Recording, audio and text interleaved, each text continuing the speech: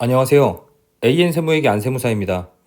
요즘 계속 종합부동산세 관련 자료를 올리고 있는데 이번에도 종합부동산세 관련해서 2022년 11월 25일에 국세청 부동산 납세과에서 자료를 하나 올려줬습니다. 종합부동산세가 워낙 좀 복잡한 세금이 되다 보니까 여러 가지 질문들이 많이 있었던 것 같아요. 무슨 가요 프로그램도 아니고 순위를 매겨서 위에서 10번째로 많았던 질의를 답변과 함께 정리해서 자료에 올려줬습니다. 이 내용을 보는데 저도 몰랐던 부분들이 많이 있더라고요. 그래서 같이 어떤 질문이 있었고 그 질의에 대한 답변은 어떻게 나왔는지 확인해 보겠습니다. 이 자료가 사례로 풀어보는 종합부동산세 월간 질의 탑 10입니다. 디자인에 신경을 많이 썼네요.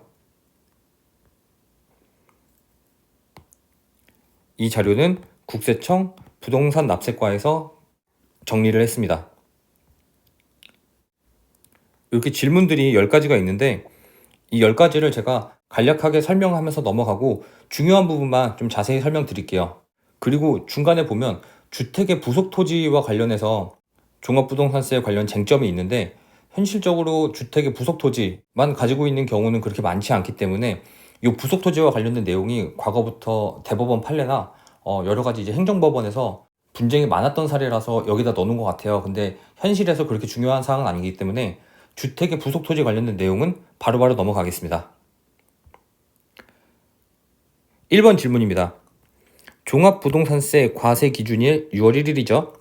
현재 조정대상 지역이었으나 고지서 발송 전에 조정대상 지역에서 해지되었습니다. 이때 적용되는 세율은 어떻게 될까요? 라는 질문이고, 종합부동산세는 모든 상황을 이 과세 기준일 현재를 기준으로 판단하시면 돼요.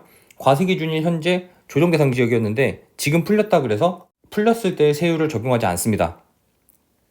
사례를 보시면 A주택 취득했고요. 대전에서 B주택을 취득을 했습니다. 그리고 대전이 2020년 6월 19일에 조정대상 지역이 지정이 됐는데 2022년 6월 1일자에 과세기준일이 지나갔고 대전이 2022년 9월 26일에 조정대상 지역에서 전부 해제가 됐습니다. 이 과세기준일로 보면은 조정 2주택 가지고 있죠. 그러면 중과입니다. 근데 조정대상 지역이 해제돼서 비조정대상 지역의 2주택이면은 일반 세율을 적용을 하거든요. 근데 이 케이스는 당연히 과세기준일 현재 조정대상 지역 내 2주택을 갖고 있기 때문에 중과세율이 적용된다라는 내용입니다. 넘어가겠습니다. 세율 안내해주고 있고요. 기본세율과 3주택 이상 그리고 조정대상 지역 내 2주택 이상자, 요거 이제 중과세율이죠. 기본세율과 중과세율의 차이는 2배 정도로 생각하시면 됩니다.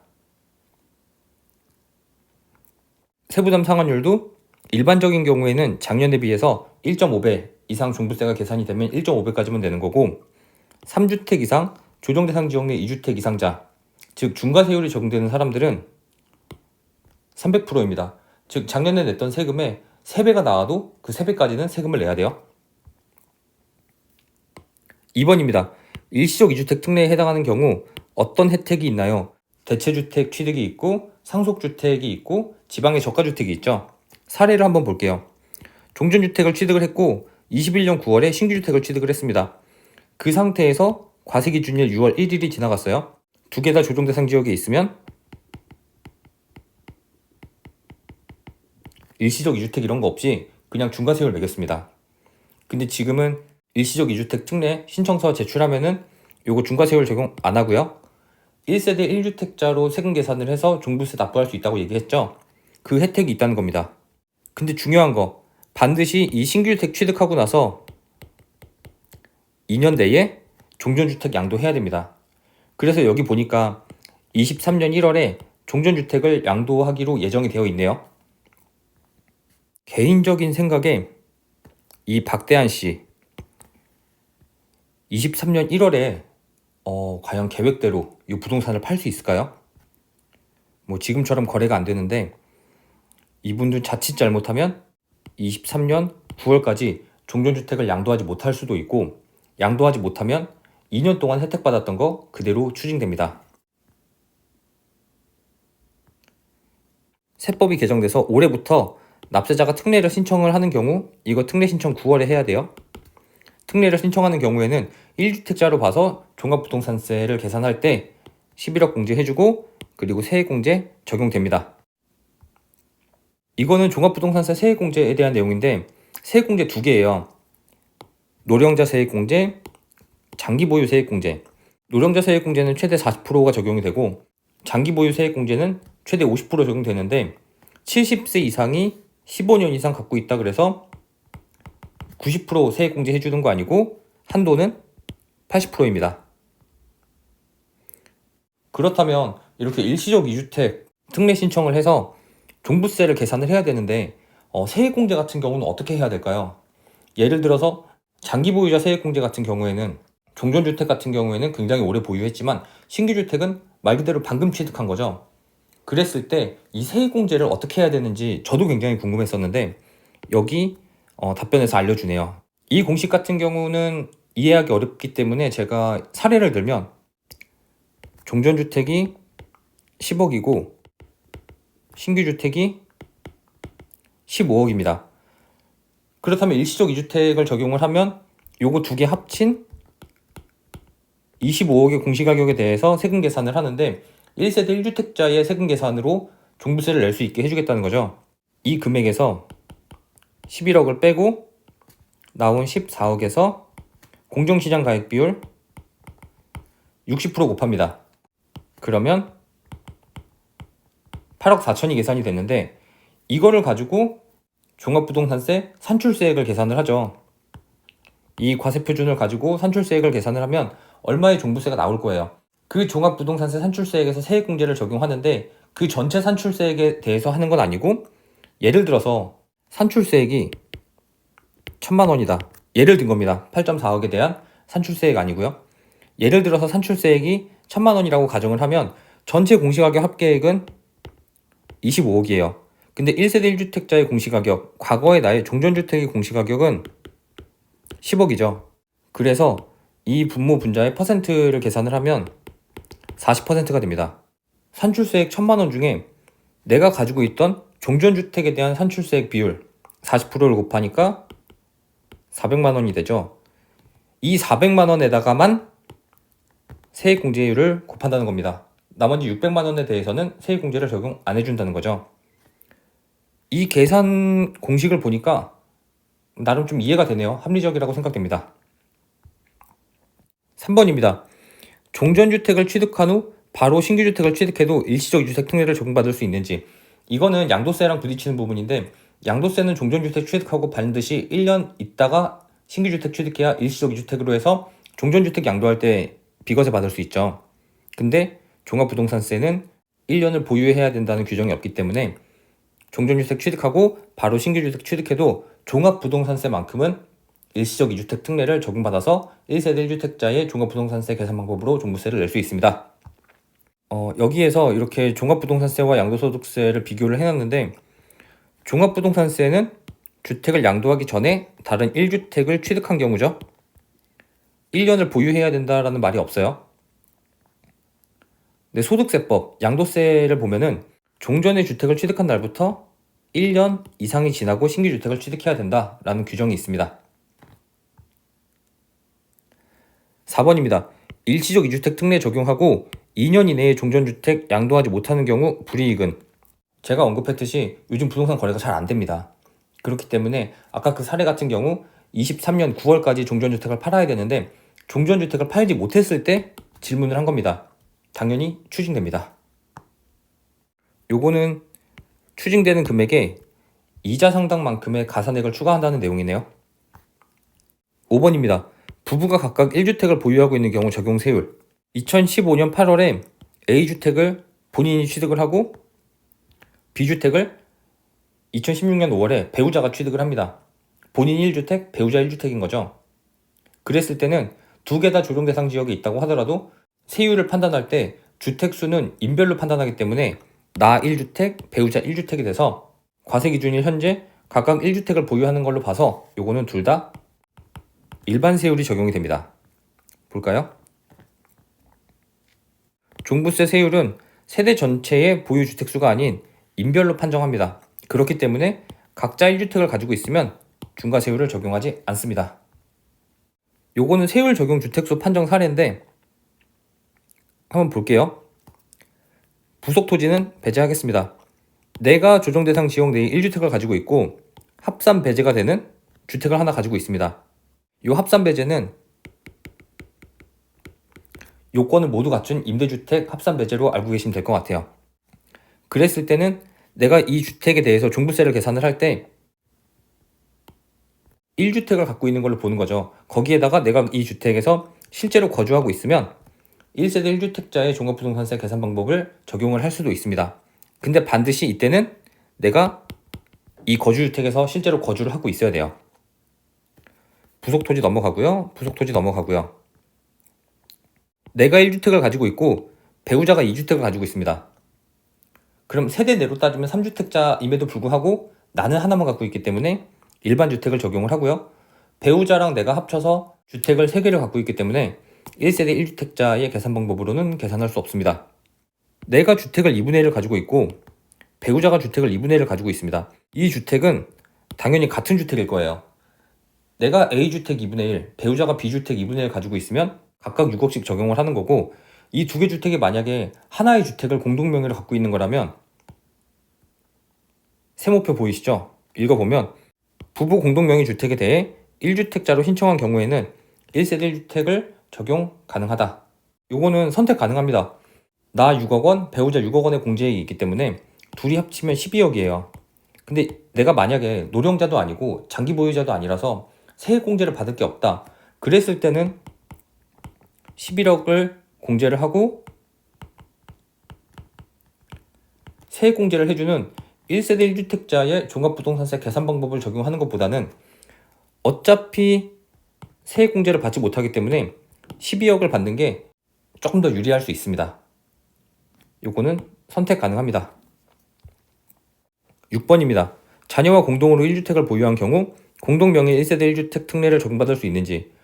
요 공동명의 1세대 1주택 특례는 반드시 본인과 배우자가 공동명의로 갖고 있어야 돼요. 자녀와 공동으로 갖고 있는 경우에는 1세대 1주택자 특례 적용할 수 없습니다. 각각 6억씩만 공제받으면 돼요. 부부 공동명의 특례일 때 납세 의무자는 누구냐?